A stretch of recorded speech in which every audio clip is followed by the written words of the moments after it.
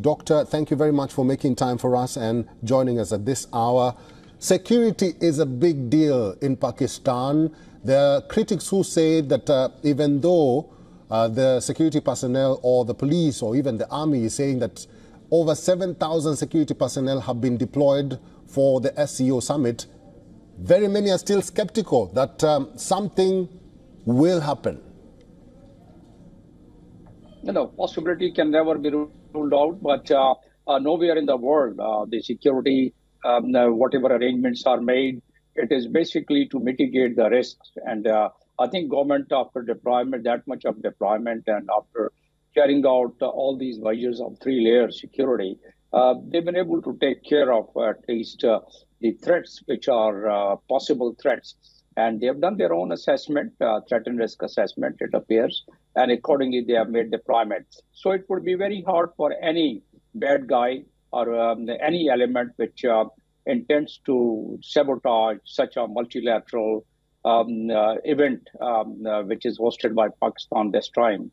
So the answer to that point is that basically it would be very hard for any group or entity to really pierce through these three-layered security arrangements, what has been made. However, the political tension and friction, what is happening around, that although the political workers doesn't seem that they would be able to make it to the venue because of the deployment and because of the measures taken, not only the three-layered security measures, but also in all the periphery and the districts around Islamabad, right up to Lahore, the measures have been taken by the government that they are the processions or anyone or any group marching towards Islamabad probably would be checked by the government entities en route. So therefore, it appears that yes, there would be some skirmishes between the law enforcing agencies, it appears, and the political workers, but it doesn't look like the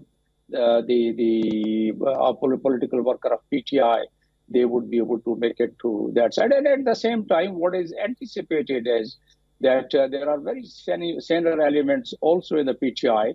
They are considering within their own ranks and file that they might as well concede if the government accedes to its partial request of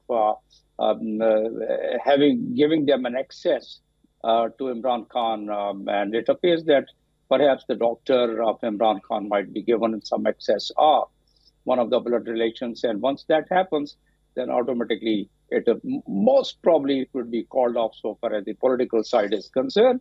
About the other aspect of terrorism, yes, Pakistan has Mr. Khan, been under Mr. Khan, let's talk about that protest. Let's talk about what PTI is planning, because the planned protest by PTI is scheduled for the 15th of October. Some critics are saying that the PTI is seeking attention or wants attention from the world, and that's why they had to plan this meeting or this protest to coincide with the SCO Summit, because various leaders from the world are attending this summit, so they will be listened to. No, that's quite obvious, you know, on such a occasion where the large number of foreign press would be available in Pakistan. So obviously they are not going to leave it uncovered. They would cover it if it is in the closer proximity, something, if some skirmishes happen between the law enforcing agencies and the political worker. One can't really rule out the possibility. Yes, the call given, it appears that it is aimed to draw maximum attention and get their demands met with. So my understanding is that their demand could be partially met with, and perhaps this would be called off in next about 24 hours maximum by tomorrow.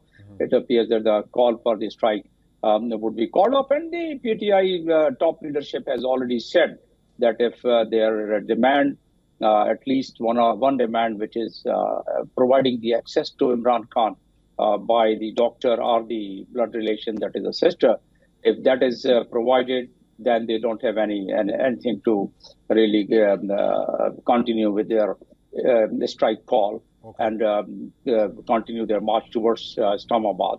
So yes, but then if it isn't acceded by the government, then there are going to be clashes, and there would be a huge coverage around the world and Pakistan too. Okay, we'll have to end it there. We'll have to end it there. I've been talking to Dr. Jamil Khan. He's a former ambassador and senior analyst. Doctor, thank you for talking to us today. Thank you very much for having me. For all the latest news, download the WION app and subscribe to our YouTube channel.